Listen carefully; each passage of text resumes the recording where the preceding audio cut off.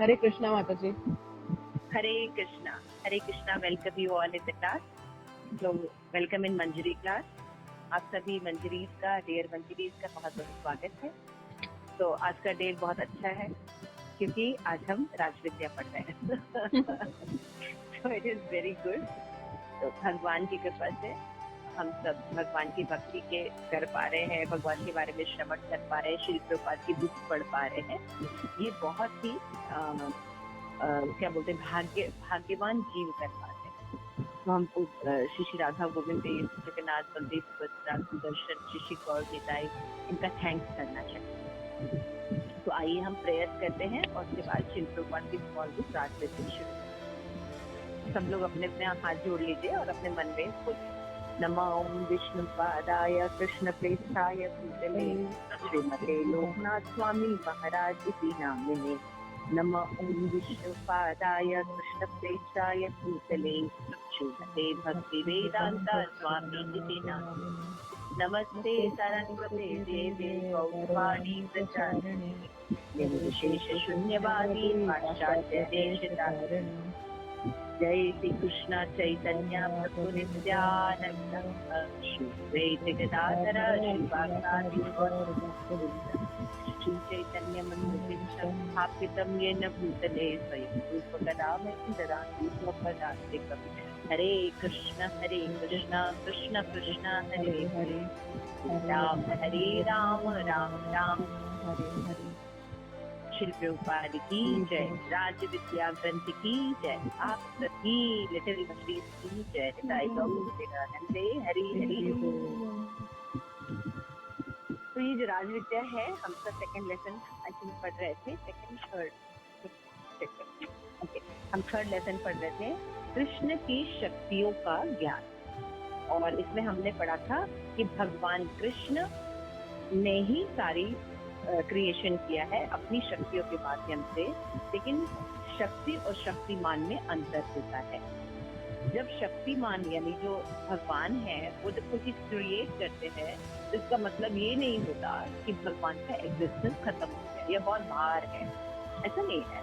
भगवान जब कोई चीज क्रिएट करते हैं तब भी उनका अपना एग्जिस्टेंस बना रहता है। तो ये हमने समझने की कोशिश की।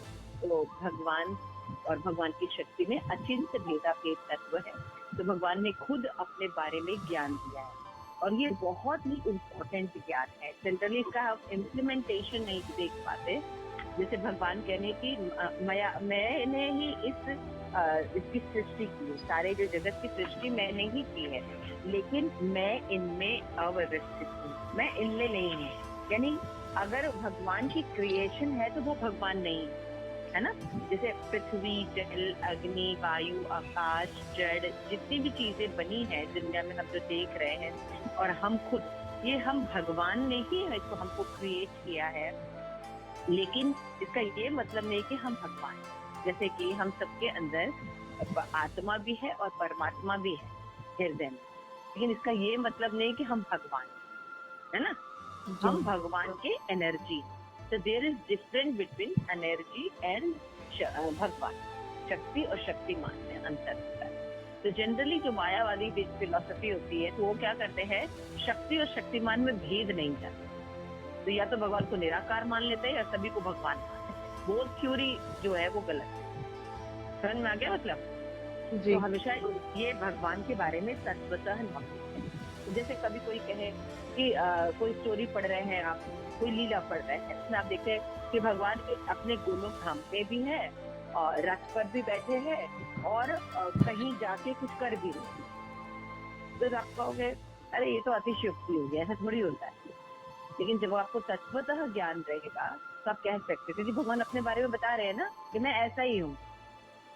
शक्ति और शक्तिमान साइमल्टेनियसली उपस्थित रहते हैं, है ना। भगवान क्रिएट भी करते हैं, फिर भी उनका अपना एग्जिस्टेंस बना रहता है।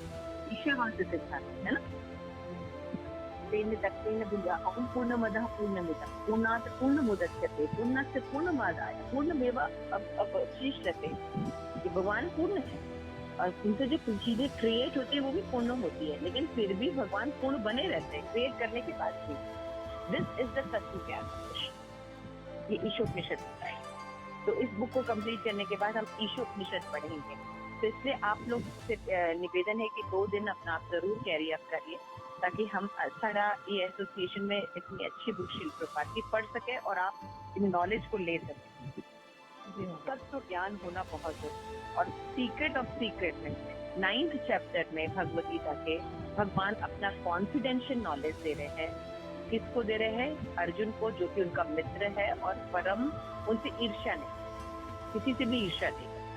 भगवान अपना कॉन्फिडेंशियल अपना जो तत्व है वो रिवील आउट करता है। ठीक है, तो ये हमने समझा था। ये सिद्धांत अपने दिमाग में हमेशा रहे। तो अब इस तरह की लीला कहीं आती है तो पूनम कभी कंफ्यूजन मत करना, ठीक है? हरे कृष्णा। हरे कृष्ण। हाँ पूनम, आपको समझ में आई बात जो मैंने समझाई कि जब भगवान और शक्तिमान में अंतर है, लेकिन शक्तिमान भगवान नहीं होता। भगवान और एनर्जी, भगवान और भगवान की शक्ति 2 चीजें होती, ठीक है ना? भगवान ने ही वो शक्ति क्रिएट की है, शक्ति भगवान नहीं होती, और दोनों एक साथ उपस्थित रहते हैं, साइमल्टेनियसली प्रेजेंट। यमुना माता जी, क्लियर हुआ ये फिलॉसफी? तो आपका ही लीला भ्रम नहीं होगा आपको, है ना? कोशिश करेंगे समझ। गौरी, बात समझ में आ रही? जी माता जी। ओके, तो फिर आप पढ़ना शुरू करते हैं। 40 पेज में लास्ट पे रहता। गौरी पढ़िए। ऐसी घटनाओं के अनेक उदाहरण हैं। भारत में साक्षी गोपाल नामक एक मंदिर है। कृष्ण को प्रायः गोपाल कहते हैं। एक मिनट बेटा। हाँ, तो इसके पहले शिल प्रभुपाद ने बताया था कि भगवान जो है, क्योंकि भगवान बहुत प्योर है, तो जीव जो है वो भगवान इम्प्योर पोजीशन में, जीव जो है या इंसान जो है वो भगवान को देख नहीं पाते व्यक्ति। तो क्या होता है, जब हम प्योरिफिकेशन के माध्यम से होता है तब हम भगवान के स्वरूप को देख पाएंगे सच्चिदानंद। तो उसके बीच में क्या करना चाहिए? तो भगवान ने दयावश अर्चा विग्रह के रूप में, इसको मूर्ति फॉर्म कहते हैं या पिक्चर फॉर्म में भगवान प्रेजेंट होते हैं, मैनिफेस्ट करते हैं अपने आप को, और वहां पे वो हम सेवा करते हैं तो भगवान उसको स्वीकार करते हैं और धीरे धीरे इस भक्ति के माध्यम से हम प्योरीफाई होते हैं। तो अर्चा विग्रह जो है ये कोई स्टोन वर्शिप नहीं है जैसे लोग सोचते हैं, है ना, कि किसी भी स्टोन की पूजा करो। तो किसी भी स्टोन की पूजा नहीं की जाती है, शालिग्राम की पूजा की। समझ में आ रहा है? ये सब थोड़ा फिलॉसफी समझना चाहिए, क्योंकि ये सब तो कहते हैं कि अगर पत्थर पूजे हरी मिले तो मैं पूजू पहाड़, ये एग्जाम्पल देते हैं कबीर का दोहा, है ना, कि अगर पत्थर पूजने से भगवान मिल जाएंगे तो मैं तो पहाड़ की पूजा करूँ, है ना। तो यहाँ पे समझना होगा कि हर पत्थर को पूजने के लिए नहीं बोला जा रहा है। शालिग्राम की पूजा होती है, विग्रह की, कृष्ण की विग्रह की पूजा होती है, किसी भी ऐसे स्टैचू की खड़ा हो उसकी पूजा नहीं होती। और उस कृष्ण का जो फिगर होता है, जो उनका अंग भंगिमा होती है, उनका जो शरीर की जो बनावट होती है, वो शास्त्र में वर्णित है कि भगवान ऐसे हैं, उस तरह का उनको ड्रेस किया जाता है, उस तरह से अंग भंगिमा या उनकी पिक्चर बनाई जाती है, अपने मन से नहीं बनाई जाती। तो ये सब समझना होगा, है ना। तो ऐसे लोगों का जवाब तो हम भले ना दे पाए, लेकिन हमें अपने आप में ये सब क्लियर रखना है कि मायावादी फिलॉसफी से अपने आप को अलग रखें। तो शिल प्रभुपाद यहाँ पे समझा रहे हैं कि ऐसी बहुत सी घटना है कि लोगों ने अर्चा विग्रह सेवा की और उसके बाद अर्चा विग्रह प्रकट हो गए और उन्होंने वो सेवा उनसे की, उनसे बातचीत की। तो अर्चा विग्रह इज नॉट स्टोन, अर्चा विग्रह is not picture, is not paper, it's not metal. अर्चा विग्रह इज स्वयं कृष्ण, अवतार है भगवान विग्रह रूप, लेकिन लोगों को पता है। तो अभी उसकी एक स्टोरी बता रहे, ओके, आप ध्यान दें। ऐसी घटनाओं के अनेक उदाहरण हैं। भारत में साक्षी गोपाल नामक एक मंदिर है। कृष्ण को प्रायः गोपाल कहते हैं। यह गोपाल मूर्ति किसी समय पर वृंदावन के एक मंदिर में रखी हुई थी। एक बार 2 ब्राह्मण, जिनमें एक वृद्ध था और दूसरा युवा, वृंदावन की यात्रा पर निकले। यात्रा लंबी थी और उन दिनों रेलगाड़ियां नहीं थी, अतः यात्रियों को अनेक कष्ट उठाने पड़ते थे। वृद्ध व्यक्ति युवक था। युवक का अत्यंत कृतज्ञ था, क्योंकि युवक ने यात्रा में उसकी काफी सहायता की थी। वृंदावन पहुंचने पर उसने कहा, हे युवक, तुमने मेरी बहुत सेवा की है, मैं तुम्हारा अत्यंत कृतज्ञ हूँ। मैं चाहता हूँ कि तुम्हारी इस सेवा के बदले मैं तुम्हें कुछ पुरस्कार दूं। उस युवक ने कहा, महाशय, आप वृद्ध हैं, मेरे पिता के समान हैं, आपकी सेवा करना मेरा कर्तव्य है, मुझे कोई पुरस्कार नहीं चाहिए। उस वृद्ध पुरुष ने हठ दिया, नहीं, मैं तुम्हारा अत्यंत कृतज्ञ हूँ, मैं तुम्हें पुरस्कार अवश्य दूंगा। तब उस वृद्ध ने उस युवक से अपनी युवा पुत्री का विवाह करने का वचन दे दिया। यह वृद्ध पुरुष अत्यंत धनी था और वह युवक विद्वान ब्राह्मण होते हुए भी अत्यंत निर्धन था। अतः युवक ने इस बात पर विचार करते हुए कहा, आप यह वचन ना दें, क्योंकि आपका परिवार इस बात पर कभी सहमत नहीं होगा। मैं इतना गरीब हूँ और आप इतने कुलीन हैं, अतः यह विवाह नहीं हो सकेगा। श्री विग्रह के समक्ष इस प्रकार के वचन ना दें।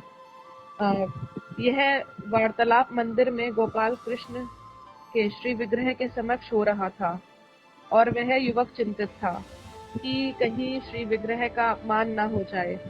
फिर भी युवक के तर्कों के बावजूद वृद्ध पुरुष विवाह की बात पर अड़ा रहा। वृंदावन में कुछ दिनों तक रहने के बाद वे दोनों घर लौट आए। वृद्ध पुरुष ने अपने ज्येष्ठ पुत्र से कहा कि तुम्हारी बहन का विवाह उस निर्धन ब्राह्मण युवक से करना है। इस पर उसका ज्येष्ठ पुत्र अत्यंत क्रुद्ध हुआ और उसने कहा, आपने मेरी बहन के लिए ऐसा दरिद्र पति क्यों चुना है? यह विवाह नहीं हो सकता। आगे बढ़ूं माता जी? पूनम आप पढ़ो बेटा। जी माता जी। उस वृद्ध पुरुष की पत्नी भी आ गई और कहने लगी, यदि आप हमारी पुत्री का विवाह उस युवक से करेंगे तो मैं आत्महत्या कर लूंगी। इस प्रकार वृद्ध पुरुष बहुत उलझन में पड़ गया। कुछ समय बाद ब्राह्मण युवक को चिंता होने लगी कि उस वृद्ध पुरुष ने अपनी पुत्री का विवाह मुझसे करने का वचन श्री विग्रह के समक्ष दिया था, अब वह उसे पूरा करने क्यों नहीं आ रहा है। पता वह वृद्ध पुरुष को उसके वचन की याद दिलाने के लिए उसके पास गया।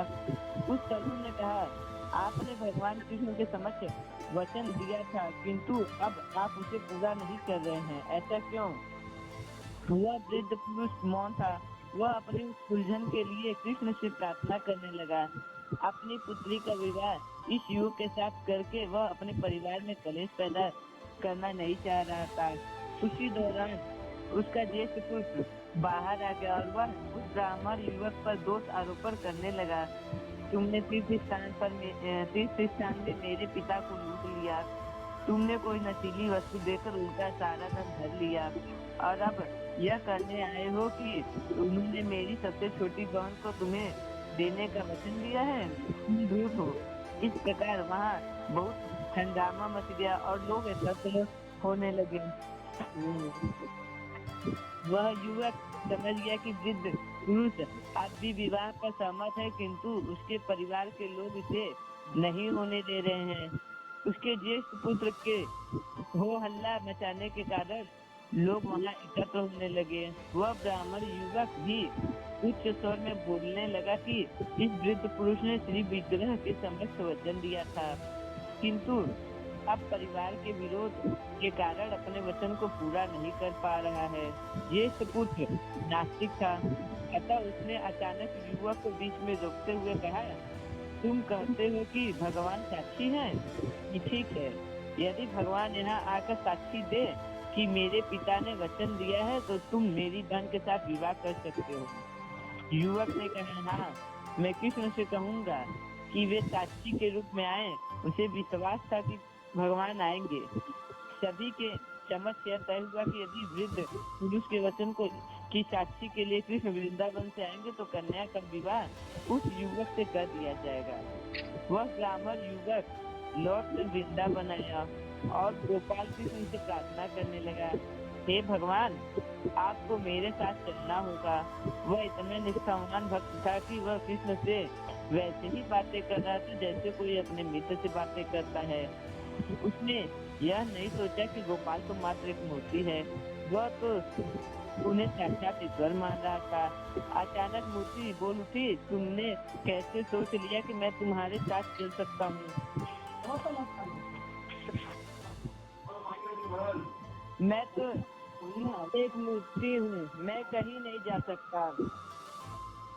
युवक ने उत्तर दिया, यदि मूर्ति बोल सकती है तो वह चल भी सकती है।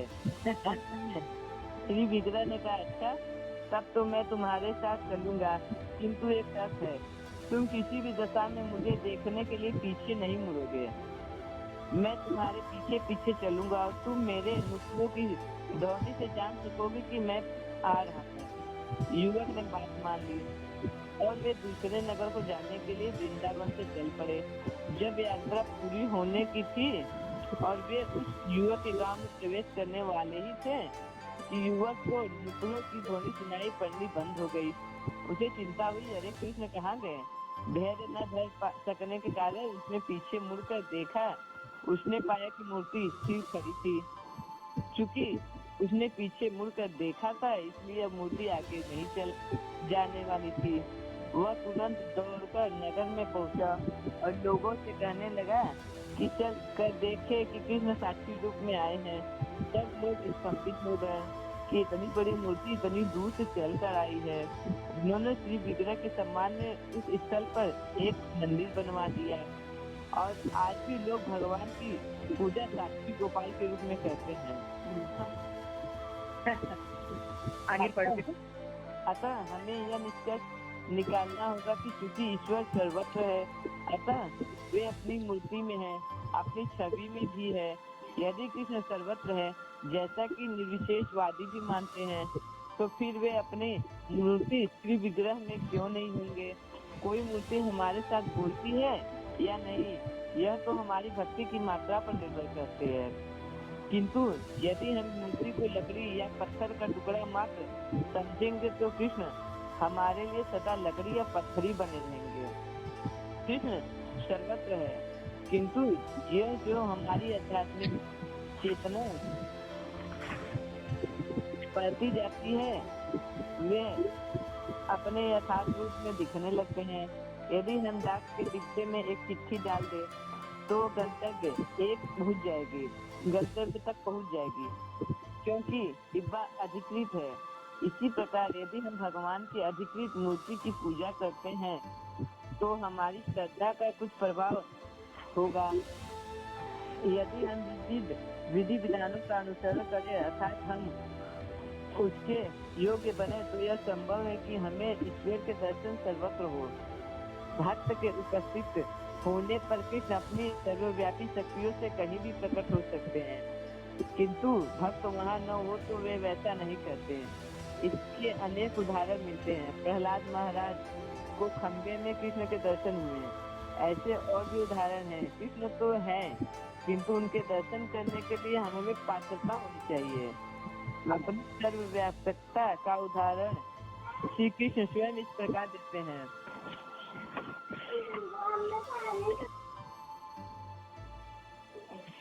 यथा काचित्स्थितो नित्यं वायु सर्वत्र गो महान तथा सर्वाणि भूतानि मत्स्थानि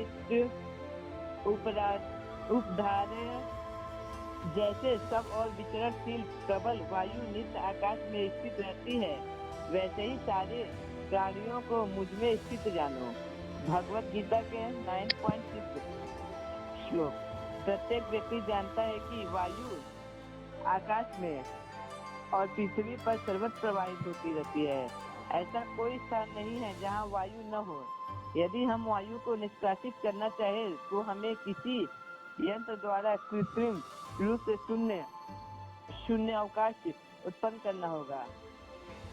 जिस प्रकार आकाश में सर्वत्र वायु चलती रहती है, उसी प्रकार कृष्ण के भीतर सब कुछ स्थित है। यदि ऐसा है तो जब चला जाता है। सर्वभूतानि कौन्ते शक्तियांति मामिकामं कल्पच्चे पुनस्तानि कल्पादो विसृजाम्यहम्। हे कुंती पुत्र, कल्प का अंत होने पर संपूर्ण भौतिक सृष्टि मेरी प्रकृति में विलीन हो जाती है और नए कल्प के आरंभ होने पर अपनी शक्ति द्वारा मैं उसे पुनः रचता हूँ। भगवत गीता 9.7। कृष्ण अपनी प्रकृति को उसी प्रकार गतिशील करते हैं जैसे कोई घड़ी में चाबी दे। और जब प्रकृति की चाबी खुलती जाती है तो वह भगवान में समा जाती है। किंतु आध्यात्मिक सृष्टि इस तरह की नहीं होती, क्योंकि वह शाश्वत है। भौतिक सृष्टि में प्रत्येक वस्तु अस्थायी है। जिस प्रकार हम सबके शरीर अंतःकरण में स्थित है, आध्यात्मिक स्फुलिंग के कारण विकसित होते हैं, उसी प्रकार सारी सृष्टि का उद्भव, विकास तथा विनाश उसके भीतर स्थित परमात्मा के कारण होता है। जिस प्रकार हमारी आत्मा हमारे शरीर के भीतर उपस्थित रहते हैं, उसी प्रकार भगवान इस ब्रह्मांड के भीतर परमात्मा रूप में उपस्थित रहते हैं। जैसे क्षीरोदकशाही विष्णु की उपस्थिति के कारण इस भौतिक सृष्टि की अस्तित्व है, वैसे ही हमारी उपस्थिति के फलस्वरूप हमारे शरीर अस्तित्व में होते हैं। कृष्ण भौतिक सृष्टि का प्राकट्य कभी करते हैं तो कभी नहीं करते हैं। सभी दशाओं हरे कृष्ण माता जी। हरे कृष्ण माता जी। सीता ठकुरानी माता जी को कोई ठीक है। कॉल पे ले लो। तो आई कैन एक्सप्लेन। नहीं है क्या? जी माता जी। जी मैम, एक सेकंड मैं लेती हूँ। तो यहाँ पे हमने देखा कि श्रील प्रभुपाद जो है 9 चैप्टर का श्लोका जो है उसको बता रहे हैं कि भगवान ने 9.5 में कहा है, न च मतस्थानी भूतानि पश्य में योग ऐश्वर्य भूत भूना च भूतस्थो मय आत्मा भूत भावना। ऐसा होने पर भी उत्पन्न की गई प्रत्येक वस्तु मुझमें स्थित नहीं रहती। मेरे यौगिक ऐश्वर्य को देखो, यद्यपि मैं सभी जीवों का पालन करने वाला हूँ और सर्वत्र विद्यमान रहता हूँ, तो भी मैं स्वयं सृष्टि का मूल स्रोत हूँ। तो भगवान ये बता रहे हैं कि सभी चीजें मुझसे ही उत्पन्न हुई हैं, लेकिन मैं उनमें स्थित नहीं हूँ। और अर्थ विग्रह जो है, इसके माध्यम से जीव यदि मेरी भक्ति करता है तो मैं उनकी जो सेवा है स्वीकार करता हूँ, उनको प्यूरिफाई करता हूँ। फिर धीरे धीरे आगे चल के वो व्यक्ति जो है वो भगवान को देख सकता है, भगवान से विग्रह से बात भी कर सकता है। शिव प्रपात बताते हैं ऐसी बहुत सी स्टोरी है। तो शिव प्रपात ने साक्षी गोपाल की स्टोरी सुनाई। तो आपने देखा कि कैसे वो जो ब्राह्मण थे और एक वृद्ध व्यक्ति थे, तो ये दोनों तीर्थ यात्रा करने गए थे। तो पहले के दिनों में इतनी सुविधाएं नहीं होती थी, एयर से और रेलगाड़ी से और धर्मशालाएं ऐसे होना ऐसे नहीं हुआ करते थे। घंघोर जंगल के रास्ते बहुत दुर्लभ होते थे। तो इस जो युवक व्यक्ति था, इस वृद्ध ब्राह्मण की बहुत सेवा की रास्ते में। तो उनकी सेवा से इतना प्रभावित हुए और उनके व्यवहार से उसके बाद में कहा कि मैं अपनी बेटी की शादी आपके साथ करूंगा। तो उसने कहा कि मैंने आप किसी लालच के लिए शादी नहीं, आपका सेवा नहीं की थी, आप मेरे पिता के समान थे, इसलिए मैंने आपकी सेवा की। लेकिन वो कहा नहीं, मैं चाहता हूँ कि तुम्हारे जैसा जो बेटा हो वो मेरा दामाद बने। तो उन्होंने साक्षी गोपाल सामने खड़े थे, उनके सामने वचन दिया उसको कि मैं तुम्हारा विवाह जो है अपनी पुत्री से कराऊंगा। और वो ब्राह्मण थे और वो जो युवक था वो शूद्र था। उन दिनों में कास्ट सिस्टम बहुत ज्यादा था, तो ऐसा होना संभव नहीं था। तो जब थोड़े दिन बाद जब वो ये युवक जो है ब्राह्मण के कहे अनुसार गया, अपना विवाह का प्रस्ताव रखा, तो जो उनका जो परिवार में जो उनका जो बड़ा लड़का था उसको ये बिल्कुल पसंद नहीं। ठीक है, माई वॉइस इज क्लियर? जी माता जी। ओके, तो कोई प्रस्ताव बिल्कुल पसंद नहीं आया। फिर उसने नास्तिक भी था, उसने कहा कि नहीं ऐसा नहीं हो सकता, ये एक शूद्र के साथ हमारी बेटी का हमारी बहन का विवाह होगा। तो बाकी लोग भी काफी जुट गए। तो उसने कहा कि क्या प्रूफ है तुम्हारे पास कि मेरे पिता ने ऐसा वचन दिया? तो उन्होंने कहा कि भगवान के साक्षी गोपाल के सामने आपके पिताजी ने ये बात कही थी, क्योंकि वो तो नास्तिक था, तो वो जानता था कि विग्रह थोड़ी आएंगे बताने के। तो लेकिन ये जो युवक था ये बहुत ही हृदय का बहुत ही सिंपल व्यक्ति था। तो उसने कहा कि ठीक है, मैं ठाकुर जी को बोलूंगा तो वही आके आपको बताए कि इन वृद्ध ब्राह्मण ने मुझे उनके सामने वचन दिया था, मैंने अपने मन से कुछ भी नहीं किया है। तो वापस चला जाता है युवक, भगवान के पास जाता है, साक्षी गोपाल के पास, और भगवान से बोलता है कि भगवान आपको मेरे साथ चलना होगा और गवाही देनी पड़ेगी कि उस वृद्ध ब्राह्मण ने आपके समक्ष ही ये कहा था कि अपनी पुत्री का विवाह मेरे से करेगा, तो आपको अब गवाही देनी पड़ेगी। तो भगवान कहते हैं ऐसा थोड़ी होता है, मैं चल थोड़ी सकता, मैं थोड़ी चल सकता, मैं तो विग्रह हूँ। तो ये बोलता है जब आप बोल सकते हो तो चल क्यों नहीं सकते। बहुत सुंदर कथा है, इसको बहुत डिटेल में प्रेक्षकों ने सुनाई है, तो जब आप सुनेंगे तो आपको बहुत अच्छा लगेगा। तो भगवान कहे ठीक है, मैं ऐसा करूँगा, तुम आगे आगे चलो, मैं तुम्हारे पीछे पीछे चलता हूँ।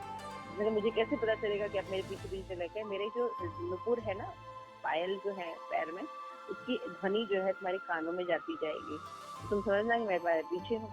तो जब गाँव आने वाला था तभी भगवान के जो नुपुरों की आवाज बहुत देर तक सुनाई नहीं थी। उसको लगा कि पता नहीं भगवान है कि नहीं, वो धैर्य धारण नहीं करा, पीछे मुड़ के देखा। जैसे पीछे मुड़ के देखा, भगवान ने कहा तो तुम मुड़ के देखो कि मैं वहीं पर स्थापित हो जाता। तो आप वहीं पर स्थापित हो गए गाँव के बाहर।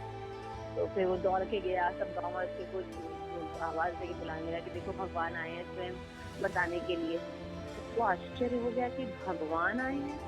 जब वहां पे जाके देखा तो स्वयं साक्षी गोपाल खड़े हैं, और तब तो सारे लोग एकदम विस्मित हो गए और उन्होंने क्षमा मांगी उस युवक से, चरणों में गिर गए भगवान के चरण के। वहां पे फिर भगवान के मंदिर की स्थापना की गई। लोग आज भी साक्षी गोपाल की वहां पे पूजा करते हैं। बहुत सुंदर साक्षी गोपाल का विग्रह है वहां पे। आपको कभी मौका लगे तो जरूर जाइएगा तो दर्शन करने के लिए। तो आप देख सकते हैं कि विग्रह जो है वो केवल मूर्ति नहीं, आदान प्रदान करते हैं। आज भी बहुत से भक्तों का रियलाइजेशन है, आधुनिक युग में भी बहुत से लोगों के रियलाइजेशन है कि भगवान बातचीत करते हैं। इस्कॉन में एक माता जी हैं, उनके गौरनिताई है ना, और उन्होंने पूरा जीवन अपना गौरनिताई की सेवा में दे दिया। उन्होंने शादी भी नहीं की, कुछ भी नहीं किया, केवल गौरनिताई की सेवा करते रहे। और आज भी उनके जो डीटीज हैं, उनकी चप्पलें जो है वो टूट जाती हैं, फिर वो नई चप्पलें लाके उनको देती हैं हमेशा। और कभी डीटीज मोटे हो जाते हैं, कभी पतले हो जाते हैं। ड्रेस सिलती है तो फिर उसमें डिफरेंस हो जाता है। ऐसी बहुत सी लीलाएं आज भी होती हैं। तो कहने का मतलब ये है कि विग्रह जो होते हैं, केवल जो लोग सोचते हैं कि भगवान केवल पेंटिंग है, पिक्चर है, भगवान केवल मूर्ति है, ऐसा नहीं है। भगवान ने विग्रह फॉर्म में अपने को प्रकट किया है ताकि जो कलुषित अवस्था में लोग हैं, जो भगवान को देख नहीं सकते, वो पेपर में, विग्रह में, मेटल में भगवान को देखे, उनकी सेवा करे वहाँ पे। तो उससे उनका प्यूरिफिकेशन होगा, धीरे धीरे उनको समझ में आएगा कि भगवान है और भगवान ही हर चीज का नियंत्रण करते हैं। तो इस तरह से हम भगवान की जो भगवद गीता में भगवान ने जो वचन कहा है कि मैंने ही सारी चीजों की क्रिएशन किया है और मेरे ही द्वारा ये सारा क्रिएटेड है, शक्तियाँ जो आप देख रहे हैं, लेकिन मैं उनमें से नहीं हूँ। यानी भगवान फिर भी अलग अपना एग्जिस्टेंस रखते हैं। तो ये बात हमें धीरे धीरे समझ में आती है। शिल प्रभुपाद यहाँ पे बहुत ही अच्छा पॉइंट कर रहे थे कि निष्कर्ष निकालना चाहिए कि ईश्वर सर्वत्र है और वो अपनी मूर्ति में के रूप में विद्यमान रहते हैं। लेकिन जो निर्विशेषवादी है, निर्विशेषवादी का मतलब होता है इम्पर्सनलिज्म, जो भगवान को तो मानते हैं लेकिन उनको ये नहीं पता कि भगवान कौन है या भगवान का कोई आकार होता है या फॉर्म होता है, इसके बारे में उनको जानकारी नहीं। तो वो क्या करते हैं, वो अपने विग्रह में क्यों नहीं होंगे, ऐसा आप श्री गोपाल उनसे प्रश्न करते हैं कि आप ये कहते हैं कि विग्रह सेवा नहीं करनी चाहिए क्योंकि ये तो मूर्ति है ना। तो श्री गोपाल कह रहे हैं कि जब भगवान आपके अंदर सब जगह है, तो विग्रह में भगवान नहीं है या मंदिर में भगवान नहीं है, वहां भी तो भगवान है। मंदिर में आसानी हो जाती है भगवान को देख के भक्ति करने, है ना। तो किंतु हम मुंह से लकड़ी के पत्थर के टुकड़ा मात्र नहीं सुनते, तो साक्षात भगवान। तो ये तथ्य ज्ञान होना चाहिए। ये जो भगवान की फोटो है, ये भगवान का विग्रह है, घर घर में लड्डू गोपाल है ना। आप लोगों के पास भी डीटीज हैं और किसी बस पिक्चर है। तो ऐसा नहीं कि वो केवल पिक्चर है, वो साक्षात भगवान है। आप जब उनके बारे में बातचीत कर रहे हैं, भगवान ने भगवद गीता में भगवान ने एक अन्य पुराण में कहा है, ना हम स्थामी वैकुंठा, मैं आजकल वैकुंठ में नहीं रहता, मैं कहीं भी नहीं रहता, जहाँ मेरे भक्त मेरे बारे में गायन करते हैं मैं वहाँ उपस्थित होता हूँ। यहाँ श्रील प्रभुपाद जो है शुद्ध भक्त है और हम सब मिलकर चर्चा कर रहे हैं, जरूर भगवान इसको सुन रहे होंगे। श्रीमती राधा रानी भगवान को श्रवण कर रहे हैं हमारे साथ, तभी हम सबको ब्लिस का अनुभव हो रहा है पढ़, राइट। जी माता जी। ओके, तो यहाँ पे हमने पढ़ा कृष्ण सर्वत्र है, किंतु जो जो हमारी आध्यात्मिक चेतना बढ़ती जाती है, जब हम भक्ति करते हैं, चैंटिंग करते हैं, भगवान को ऑफरिंग करते हैं, छोटी छोटी सेवाएं करते हैं, तो भगवान उस विग्रह के माध्यम से, उस पिक्चर के माध्यम से उस सेवा स्वीकार करके हमें प्योरीफाई करते हैं। तो जब हम भगवद गीता पढ़ते हैं, वैष्णव एसोसिएशन करते हैं, तो हमें बातें समझ में आनी शुरू होती है ये कितनी सही बात है। और लास्ट में पता चलता है कि भगवान ही सत्य है, और जिस मटेरियल वर्ड को हम सत्य मानते हैं, एक्चुअली ये सत्य है ही नहीं, ये प्रतिबिंब है और चेंज होता रहता है। तो फिर हम ये समझते हैं कि हम भी सत्य हैं और भगवान भी सत्य है, इसलिए हमें भगवान की ही शरण में रहना है। जब तक जीव भगवान कृष्ण की भक्ति नहीं करेगा, तब तक वो संतुष्ट नहीं होगा, क्योंकि हम भगवान के अंश हैं। भगवान ये समझाना चाहते है ना, तो इसलिए अपनी बातों को उन्होंने भगवद गीता में इस्टेब्लिश किया ग्रंथों में। तो हमें समझना चाहिए कि भगवद गीता साक्षात कृष्ण बोल रहे हैं, तो विश्वास होना चाहिए। लेकिन जो ईर्ष्यालु हैं, उन्हें विश्वास नहीं होता। निर्विशेषवादी, मायावादी जैसे लोग रहते हैं, वो अटकने लगाते हैं। लेकिन आज भी जो थोड़ा भी प्योरीफाई है और जिनकी चेतना विमल है, अगर उनको भक्तों का एसोसिएशन प्राप्त होता है, तो इस एसोसिएशन में वो समझते हैं कि बिल्कुल ठीक बात बताई जाए। कहते हैं ऐसे बहुत से उदाहरण है, जैसे कि जो प्रहलाद महाराज है, वो देख सकते थे कि हर जगह भगवान उपस्थित है, उनको खंबे में भी भगवान दिखाई, क्योंकि उनकी जो दृष्टि थी वो प्योर हो चुकी थी। उसी तरह से जब हमारी भी दृष्टि भक्ति करके प्योर हो जाएगी, तो हम समझ सकें कि हर चीज में कैसे भगवान है, तभी उसका क्रिएशन हुआ।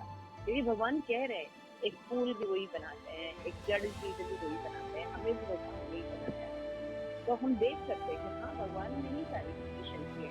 अदरवाइज किसी के अंदर इतनी क्षमता नहीं है कि कोई किसी को क्रिएट कर सके किसी भी चीज को। तो जैसे कि आज आप देखिए मटेरियल वर्ल्ड में कोई प्रॉब्लम है या कोई भी चीज है, हम कुछ भी नहीं कर सकते। हम मृत्यु को नहीं रोक सकते, हम बुढ़ापे को नहीं रोक सकते। हाँ, दावे साइंटिस्ट जरूर करते हैं, इस ग्रह जाते हैं उस ग्रह, लेकिन कुछ भी वो देख नहीं पाते, कुछ भी कर नहीं पाते। आप एक घास का तिनका भी उनको बनाने को बोलिए, कुछ नहीं बना पाते, है ना। तो ये सब हमें समझना चाहिए, कोई क्रिएट नहीं कर सकता, है ना। और हम देखते हैं अपने शास्त्रों में, चाहे नदी बनी है या कोई भी चीज का क्रिएशन हुआ है, तो कितनी ऋषियों ने तपस्या की है, फिर वो मैनिफेस्ट हुआ है, क्रिएट हुआ है। गंगा नदी भी पृथ्वी पर आई, आप देखिए भागीरथी ने तपस्या की थी। ऐसे हर जगह आप देखेंगे तो इतिहास मौजूद है, तो भगवान ने उसको क्रिएट करके दिया है। हम कोई भी चीज आज भी क्रिएट नहीं कर सकते। हमको लगता है कि हम बहुत ज्यादा प्रगति कर लिए हैं, लेकिन एक्चुअली में हम कुछ भी क्रिएट नहीं कर सकते। ये हमें समझना होगा। यहाँ तक क्लियर है? जी मैम। तो हाँ प्लीज, इसमें कोई प्रश्न है? ओके, तो 9.6 में यहाँ पे श्री प्रभुपाद कहते हैं कि भगवान अपनी सर्वव्यापकता का उदाहरण श्री कृष्ण स्वयं देते हैं। 9.6 श्लोक में भगवान कहते हैं, यदाकाश अवस्थितो नित्यम वायु सर्गतो मा। जैसे आकाश है, सब जगह है, ऐसा कोई जगह है जहाँ आकाश नहीं है? नहीं। सर्वत्र आकाश। तो जैसे आकाश में वायु जो है सर्वत्र विद्यमान है, वैसे ना उसी प्रकार से मैं आकाश की तरह हूँ, और ये जो सारे प्राणी हैं वायु की तरह स्थित है। भगवान ने एग्जाम्पल दिया, तो प्रत्येक व्यक्ति जानता है कि वायु आकाश में पृथ्वी पर सर्वत्र प्रभावित होता है। ऐसा कोई स्थान नहीं जहाँ वायु ना हो। ऐसा कोई स्थान है जब वायु नहीं है? हर जगह वायु होती है। तो यदि हम वायु को निष्कासित करना चाहें, तो हमें किसी यंत्र द्वारा कृत्रिम रूप से शून्य आकाश उत्पन्न करना होगा। जिस प्रकार आकाश में सर्वत्र वायु चलती है, उसी प्रकार कृष्ण के भीतर सब कुछ स्थित है। जैसे आकाश में वायु रहता है, उसी तरह भगवान में सारी चीज रहती है। यदि ऐसा है, तो हम भौतिक सृष्टि का प्रलय होता है, तो ये कहाँ चले जाते हैं? भगवान 9.7 में बताते हैं, सर्वभूतानि कौन्तेय प्रकृति यान्ति मामिकाम अल्प अक्षे पूर्ण स्थानी कल्पादो विसृज्याम। ये कुंती पुत्र, जब कल्प का अंत हो जाता है तो मैं संपूर्ण भौतिक सृष्टि पर प्रकृति को विलीन कर लेता हूँ और नए कल्प के प्रारंभ होकर शक्ति द्वारा मैं पुनः इसकी रचना करता हूँ। समझ में आ गया? जी तो माता जी। जब भगवान को एक टाइम पीरियड होता है, जैसे ये सृष्टि जब बनी है तो ऐसा नहीं कि सृष्टि अपने आप चल रही है। भगवान ने बताया है कि मनु है, ब्रह्मा है, सबका टाइम डिसाइडेड है, सबकी अवधि डिसाइडेड है, कितने टाइम तक रहेगा, हर चीज उसी के हिसाब से चल रहा है। लेकिन हम सोचते नहीं नहीं ये तो अपने आप हो रही है, प्रकृति ने अपने आप करा। प्रकृति अपने आप कुछ नहीं करती। इतना इतना सिस्टमैटिक वे जो है चल रहा है कि प्रकृति अपने आप नहीं करती। तो अपने आप एक नॉर्मल खाना नहीं बन सकता, और इतना जिम्जैटिक, इतना विशाल जो आप देखिए ब्रह्मांड है, ये अपने आप इतने सुंदर ढंग से काम कर रहा है। अभी एक रिसर्च वर्क मैं देख रही थी, उसमें डाइजेस्टिव सिस्टम पर साइंटिस्ट ने रिसर्च किया था। वो ये कह रहे थे कि ये इतना कॉम्प्लिकेटेड है कि खाना किस तरह हम खाते हैं, कैसे जूसेस सीक्रेट होते हैं, उसका कैसे विभाजन होता है, पाचन होता है, फिर वो जो है ब्लड में चेंज होते हैं और फिर बॉडी तक पहुंचाए जाते हैं। देखिए ये इतना सिस्टमैटिक है, इम्पॉसिबल ऐसी मशीनरी बना सकते कोई नहीं बना सकता। उसको डाइजेस्टिव सिस्टम देख के लोगों को विश्वास हो जाता है कि ये केवल भगवान के अलावा इतना सुंदर सिस्टम कोई डेवलप ही नहीं कर सकता, कि बॉडी में ही सारी चीजें, एंटीबॉडी भी है, उसको ठीक करने की भी व्यवस्था है। आप देखिए जब बॉडी में आपको छोटा सा एक घाव भी हो जाता है, तब भी पूरी बॉडी लग जाती है उसका जो ठीक करने में, उस एरिया को ठीक करने में। हम सोचते हैं हमने डॉक्टर को दिखाया, दवाई खाई है तब ठीक। ऐसा नहीं है। अगर बॉडी रिएक्ट नहीं करती तो डॉक्टर दवाई तो रहते हैं, ठीक हो जाते हैं लोग। नहीं नहीं हो पाते ना, क्यों पूनम? अगर आपकी बॉडी साथ न दे तो दवाई और मेडिसिन तो बाहर भी है। जैसे अब कोरोना वायरस ही है तो इसके लिए एंटीबॉडी करना ही पड़ रहा है। इम्यूनिटी पावर मजबूत करो। हाँ, कुछ नहीं कर सकते। जब हमारी बॉडी वर्क करती है तो अब सारे लोग अपना अपना क्रेडिट ले रहे हैं, है ना? लेकिन बॉडी वर्क ना करे तो मेडिसिन और डॉक्टर और बाकी सुविधा तो है, तो हाँ डॉक्टर भी हाथ जोड़ के खड़ा हो जाते, नहीं अब मैं कुछ नहीं कर सकता। अंडरस्टैंड ये पॉइंट, समझने की कोशिश कीजिए ये सब चीजें। तो भगवान ने खुद ही सब चीजें बना के रखी हैं, सब चीजें हमें समझने की। तो भगवान ही हमें समझा रहे हैं और हमें भगवान के ज्ञान का कि भगवान ही क्रिएट करते हैं और कल्प के अंत में प्रलय करते हैं, सब चीजें अपने में समेट लेते हैं। फिर जब नया कल्प शुरू होता है तो भगवान उन चीजों को पुनः मैनिफेस्ट करते हैं और सारे जीव पुनः उसी चेतना में वापस आते जिस चेतना में थे वो, और उनको नहीं लगता, उनको कुछ पता नहीं चलता जीवों को। इतना कोई कर सकता है? 50,000 साल पहले क्या हुआ था, अगर वापस मैनिफेस्ट करना हो तो याद नहीं, है ना? अगर भगवान, हम सो जाते हैं रात में और सुबह उठते, अगर भगवान हृदय में हमें याद न दिलाए परमात्मा, हमें कुछ भी नहीं पता रहेगा कि आज हमें क्या क्या करना है।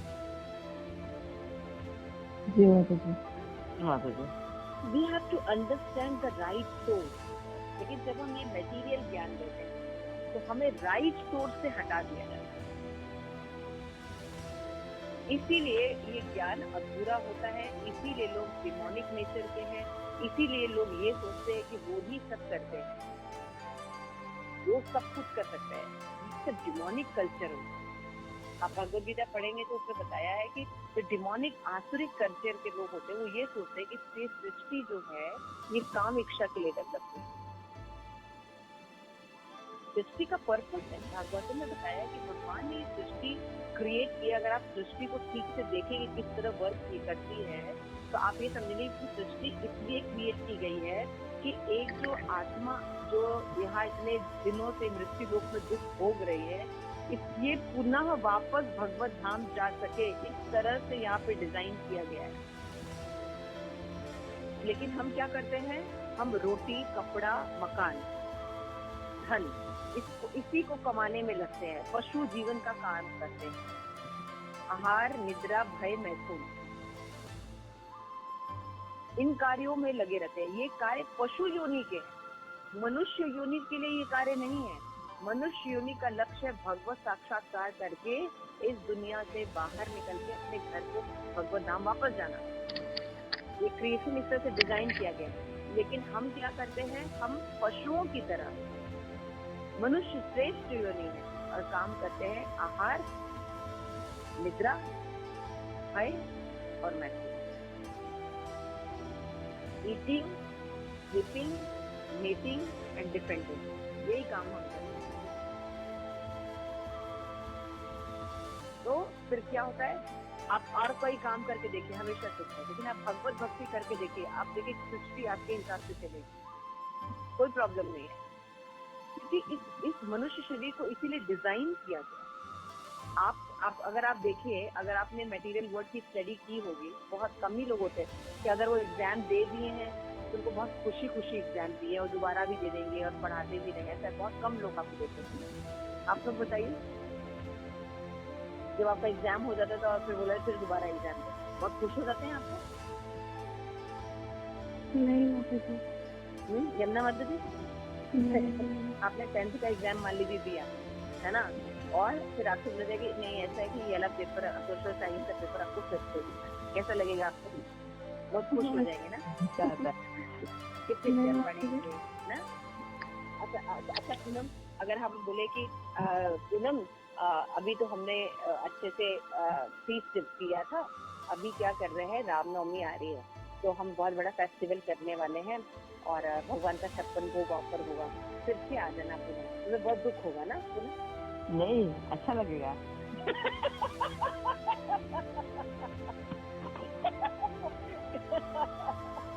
हाँ, अब मानो मैं गौरी को बोलती हूँ कि गौरी अभी ना हम लोग ने जो कीर्तन किया था ना स्ट्रीट पर, हम लोग ने हरिनाम कीर्तन किया था, तो क्या है कि आज तो कर लिया लेकिन परसों फिर से है। तो गौरी कहेगी ओहो कितना बोरिंग था ना गौरी? नहीं माता जी, बाकी कामों से तो बेटर ही है। मतलब सुकून तो है कम से कम। समझ में आया? आप जब भक्ति के कार्य करते हैं तो प्लेजेंट कि आप उसको रिपीट करना चाहते है ना। अगर एक बार जैसे कि मैं आपसे कहूँ यमुना माता जी कि चलो राधा गोविंद के ना यमुना कल दर्शन करने गए थे, परसों फिर से चलना है, तुम्हें कहेगी नहीं माता जी बहुत बोरिंग है, दोबारा नहीं। क्यों यमुना? राइट? नहीं माता जी। ऐसा नहीं है। हम भक्ति जब करते थे तो वेरी प्लेजेंट, लेकिन अभी 10th का एग्जाम का हमको फिर से देना पड़ेगा, इट्स नॉट वेरी गुड। बच्चे रोते हैं है ना, जब स्कूल जाते हैं, छोटा बच्चा होता है सब बच्चे रोते हैं ना? नहीं माता जी। हाँ, कभी कोई बच्चे नहीं रोते हैं तो उनको इसलिए लगता है कि हाँ स्कूल जाना मतलब खेलना है। तब वो अच्छा लगता है, खेलना है। लेकिन अगर वो पढ़ाई करनी होती तो किसी को अच्छा है। खत्म हो ये, खत्म हो बस। हर कोई वेट करता है खत्म हो और अपना धन कमाए, यही होता है ना। लेकिन भक्ति देखिए, भक्ति इतनी प्लेजेंट होती है। तो अभी आप समझ सकते हैं कि हमारे स्वरूप के हिसाब से क्या चीज है। एक बच्चा जब यहाँ पे पैदा होता है तो हम सब तो हंस रहे होते हैं, लेकिन वो बच्चा बहुत रो रहा होता है। अगर गर्भ में आना इतना सुखद एहसास होता तो वो बच्चा रो क्यों रहा है? सोचना चाहिए ये सब चीजें, शास्त्र में समझाते हैं। तो ये जो क्रिएशन है, ये मटेरियल वर्ल्ड जो बनाया गया है, ये सिर्फ भगवत साक्षात्कार के लिए बनाया गया है। इसको ऐसा डिजाइन ही किया भगवान कि भगवत साक्षात्कार करोगे तो प्लेजेंटली निकल जाओगे। लेकिन भगवत साक्षात्कार के अलावा अगर आहार, निद्रा, भय, मैथुन ही करते रहोगे तो सिवाय दुख के कुछ नहीं मिलना। ये आप अंडरस्टैंड देते हैं कि मनुष्य योनि एक काम के लिए मिला है। जब सारे ऋषि एकत्र होते हैं, सुखदेव गोस्वामी जब कथा कर रहे हैं श्रीमद् भागवतम में, सुखदेव गोस्वामी जब कथा करे नैमिषारण्य में, सारे लोग इकट्ठा है, सारे ऋषि इतने बड़े बड़े जो दार्शनिक हैं, साइंटिस्ट हैं, ये लोग पूछ रहे हैं कि सभी व्यक्तियों का धर्म क्या है। वो बता रहे हैं कि सवै पुंसाम परो धर्म, सुख गोस्वामी सवै पुंसाम परो धर्म यतो भक्ति अधोक्षते अहेतु की अप्रतिहता ये आत्मा सुप्रतीत। वहाँ नारद मुनि बैठे हैं, परीक्षित महाराज बैठे हैं, व्यास देव बैठे हैं, उनको ये शिक्षा दे रहे हैं कि सभी मनुष्यों का एकमात्र कर्तव्य है भगवान हरि की भक्ति करे, और वो अहेतु की यानी बिना कारण के होनी चाहिए, और अप्रतिहता मतलब निरंतर होनी चाहिए। ये आत्मा सुप्रसिद्ध होगी, तब जाके आत्मा जो है प्रसिद्धि यानी हैप्पीनेस को प्राप्त होगी। तुरंत कहते हैं अरे ये तो इसी लोग तो बेकार है, भागवतम इज नॉट वेरी। हम जो साइंस पढ़ रहे हैं ना, हम जो जूलॉजी पढ़ रहे हैं, वो बहुत इम्पोर्टेंट चीज पढ़ रहे हैं। हम जो कंप्यूटर साइंटिस्ट पढ़ रहे हैं, ये बहुत इम्पोर्टेंट नॉलेज पढ़ रहे हैं। थर्ड क्लास काम में आप अपना जीवन व्यस्त कर रहे हैं। अगर अभी आपकी मृत्यु हो जाए, आपने जो इतना मेहनत किया, 0 रिजल्ट आने वाला है, और पाप अलग लगेंगे, किसी कोई भी भक्ति का कार्य तो किए नहीं, तो वो अलग एक इशू है आपके साथ, दंड तो मिलेगा। तो सही चीजों के लिए प्रयास करो ना। कृष्ण भावना बुद्धिमानों का काम है। क्यों हमें, जब घास पूरी जगह लगा हुआ है, तो हम क्यों एक जो स्वार्थी हमारा मालिक जो गाजर आगे लटका के लकड़ी के आगे रखा हुआ है, हम उसी गाजर के अब मिलेगा, ये काम कर लेंगे तो मिलेगा, वो कभी नहीं मिलता हमको, कभी सुख नहीं आता। मटेरियल लाइफ में लोग सोचते हैं ये कर लेंगे तो हम सुख हो जाएंगे, ये कर लेंगे। अब देखो वो लोग सब कुछ कर लेते हैं, शादी कर लेते हैं, बच्चे हो जाते हैं, बच्चे बड़े हो जाते हैं, बच्चे ऑफिस जाने लगते हैं, बच्चे की शादी, वो कभी सेटिस्फाइड नहीं होते हैं क्या? नहीं, क्योंकि हम सेटिस्फाइड हो नहीं सकते। लेकिन हम भक्ति करते हैं तो वो एक छोटा सा बच्चा भी कीर्तन में स्माइल करके कीर्तन करता है ना। तो ये सब जो चीजें हैं ये समझनी चाहिए। तो भगवान ने भगवत गीता में कहा कि एक मैं कल्प के अंत में, कल्प का अंत होता है तो मैं सब चीजों को विलय कर लेता हूँ और फिर पुनः उनकी रचना। ये काम भगवान करते हैं। इसका क्या मतलब है? कोई चीज क्रिएट, डिस्ट्रॉय और मेंटेन भगवान कर सकते हैं। धर्म को इस्टेब्लिशमेंट भगवान कर सकते हैं। इसलिए जीव को प्रे करना चाहिए, भगवान से याचना करनी चाहिए, भगवान की भक्ति करनी चाहिए। That is very important knowledge, शरणागति होनी चाहिए। लेकिन मटेरियल वर्ल्ड में सिखाया जाता है कि हम स्वावलंबी बने, खुद से सब कुछ करें। लेकिन भक्ति में उल्टा सिखाया जाता है, पूरी तरह भगवान पर डिपेंड रहिए क्योंकि आप कुछ नहीं करते। You can not create a single blade of grass, depend on Krishna. उल्टा है ना। तो दिस इज राज विद्या। के आगे हम अगली क्लास में पढ़ेंगे।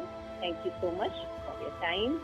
My lord Radha Govind bless you with good health, ताकि आप लोग अच्छे से इसको पढ़ सकें। ठीक है? किसी का कोई प्रश्न है? अगर किसी का कोई डाउट है? मैं तो जब बोली तो उसमें कि शुद्ध है, एक है, उसमें तो दोनों ब्राह्मण दिया है। हाँ? दोनों ब्राह्मण थे, दोनों व्यक्ति ना। नहीं, ब्राह्मण नहीं थे। जो व्यक्ति था वो शुद्ध था। अच्छा, शुद्ध था। कहाँ लिखा है? देखिए उसी तो दो ब्राह्मण थे, दो व्यक्ति लिखा है। हाँ था, दो ब्राह्मण व्यक्ति थे। तो हो सकता है वो जो निर्धन था। मुझे याद नहीं है, लेकिन मुझे ये पता है कि एक शुद्ध, या तो वो लो क्लास के ब्राह्मण होंगे। निर्धन था। हाँ, शायद ऐसा हो सकता है कि वो ब्राह्मण ही हो, लेकिन लो क्लास के ब्राह्मण, जैसे चतुर्वेद